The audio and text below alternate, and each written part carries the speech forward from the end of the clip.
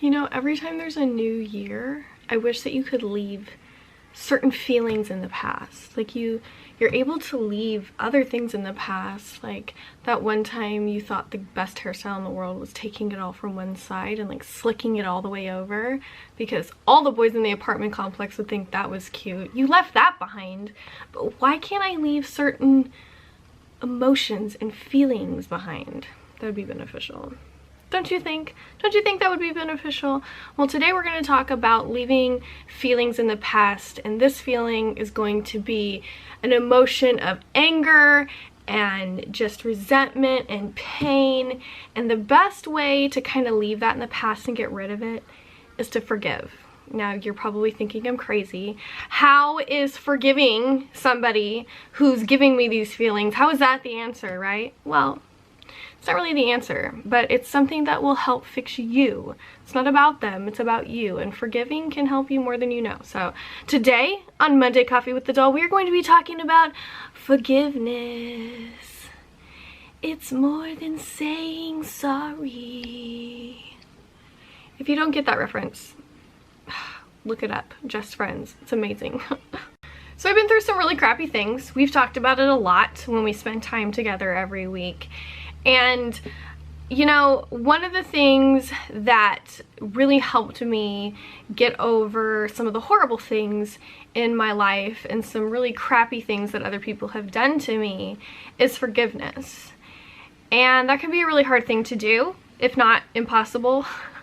And it took me a really long time to get there because you have to go through all these other stages and all these other emotions before you can really understand and accept how that is the one that's going to fix things for you, and that's how it's going to make things better.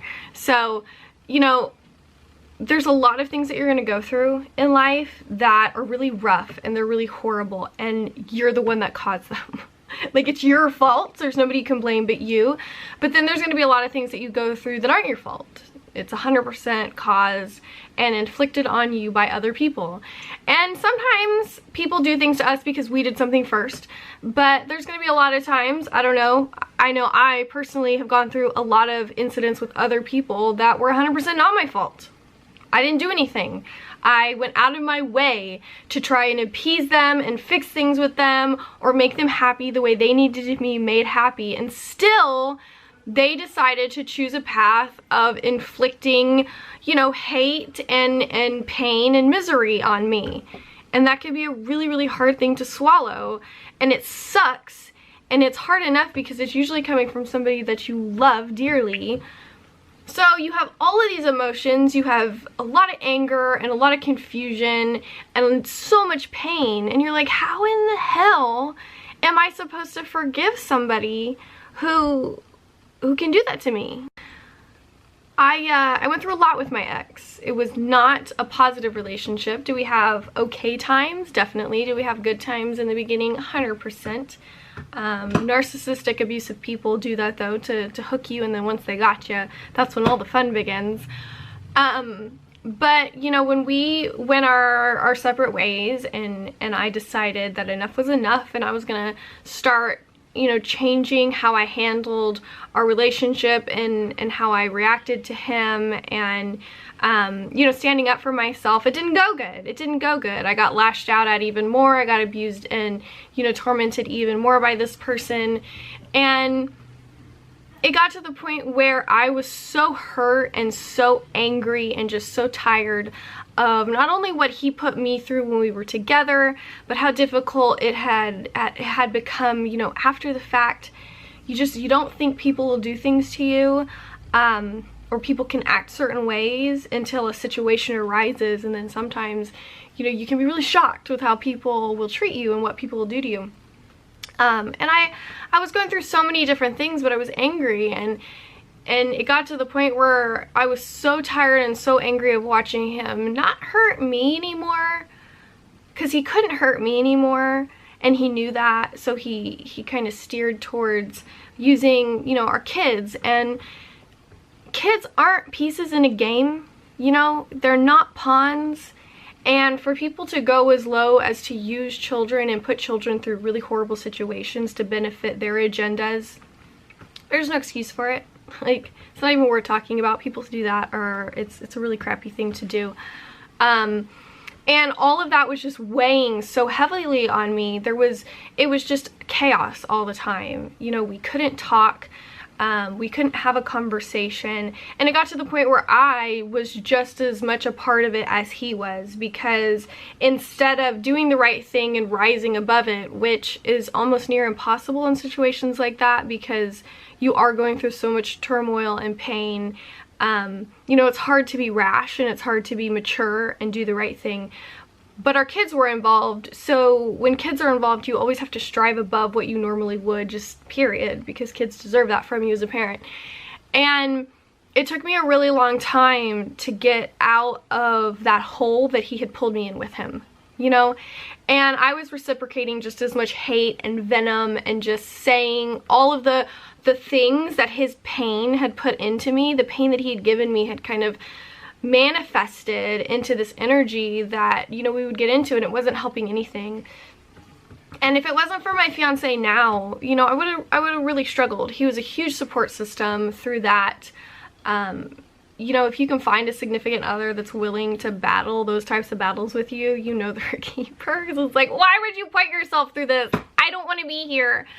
But he was always a voice of reason, you know, and he helped me respond rather than react. And that's something that one of my best friends, Chelsea, who I get my oils from, she's an oily, I call her my oily hippie. She sells oils, and she is the one that got me hooked on the oil M-grain that helps when I have migraines. But she had told me once in an incident with my mother, who I was struggling with after she had done something really horrible to me and my kids, she thought that it was okay to send gifts.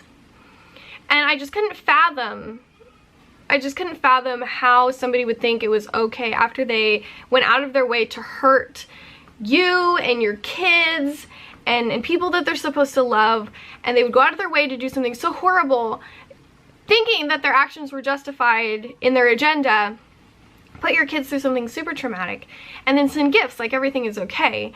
And I contacted my friend and I was like, I needed counsel. So I contacted her, I contacted my other best friend, Ashley, and I was like, hey, this is a situation I'm in, what do I do? And I wanted to just lash out.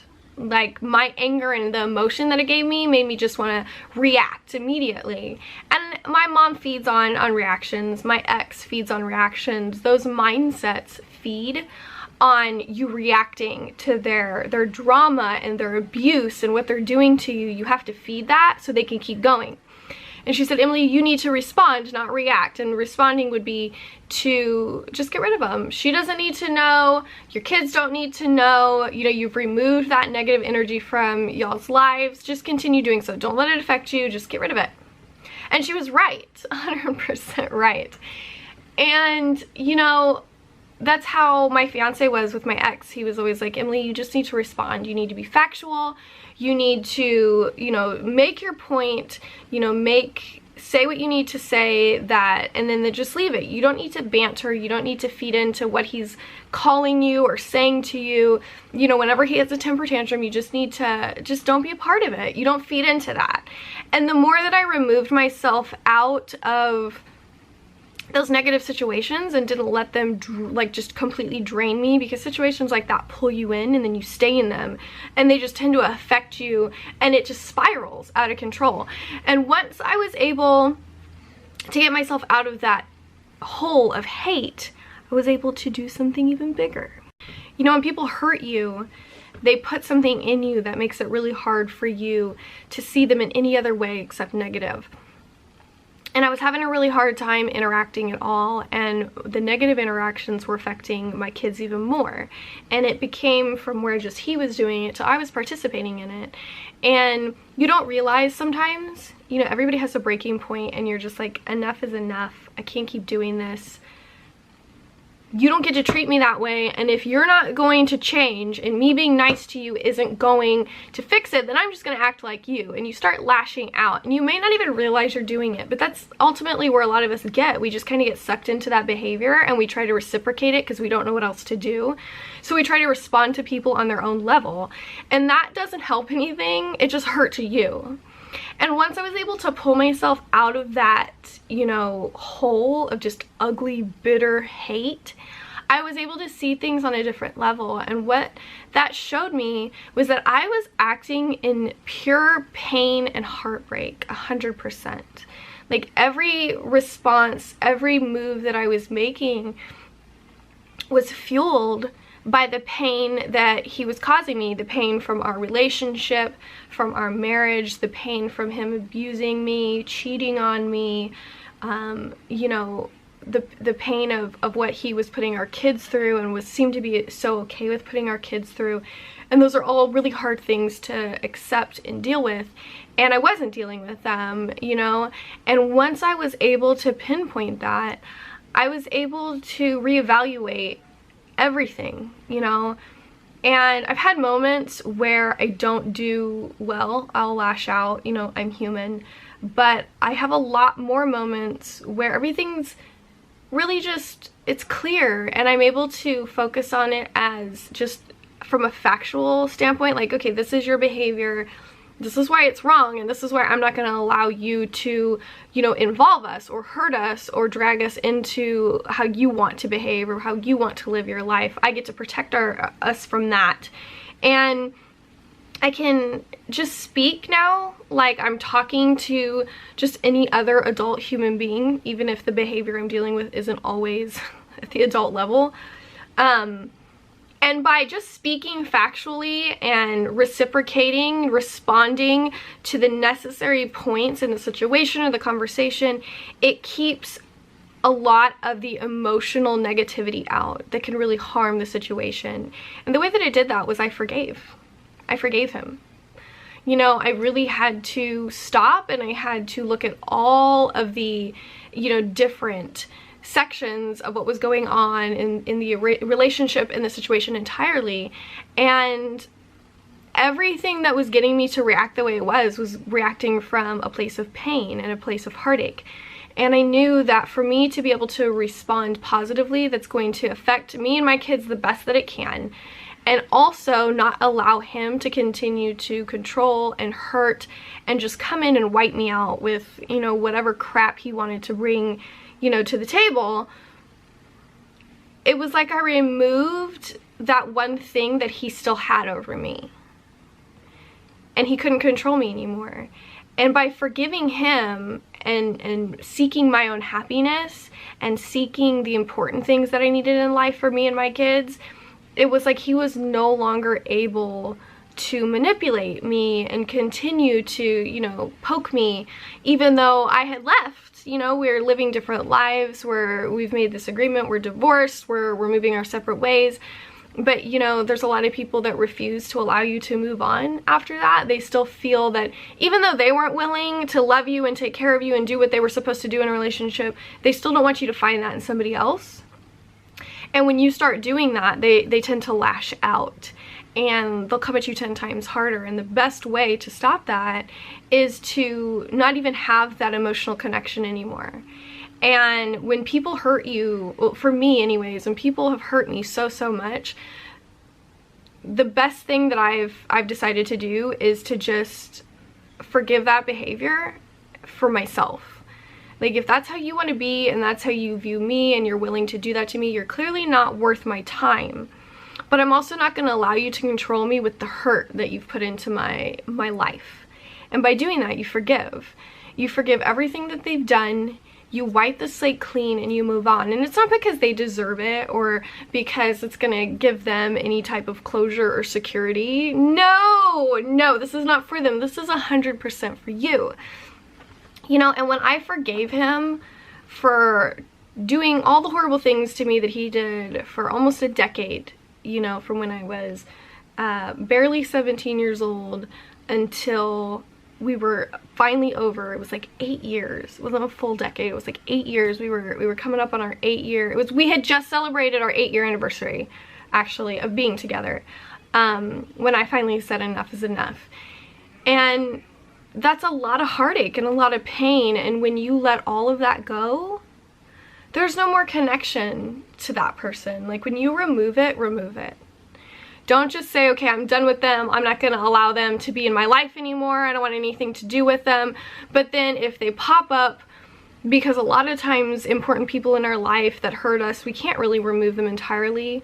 You know, like if you have kids with somebody, or, you know, it's a parent, you always want to try to keep some type of open communication, because you have to, almost in different ways for different people.